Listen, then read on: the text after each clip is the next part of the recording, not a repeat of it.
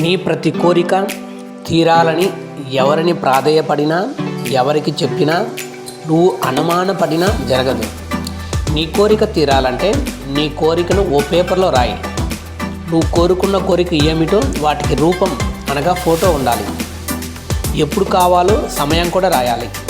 ఇంకా చెప్పాలంటే ఉదాహరణకు ఇల్లు అయితే ఎక్కడ కావాలో రాసుకోవాలి.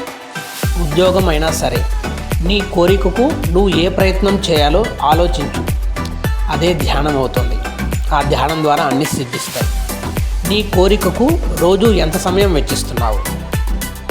ఒక చెట్టు పెరగడానికి పంచభూతములు ఎంత అవసరమో, ఒక అన్నం తయారు అవడానికి ఎన్ని మార్గాలు, వస్తువులు అవసరమో, అట్లే నీ కోరిక తీరడానికి కొన్ని నియమాలు, రూల్స్ ఉన్నాయి. అవి తప్పక పాటించాలి. పూర్తి వివరాల కొరకు సంప్రదించగలరు.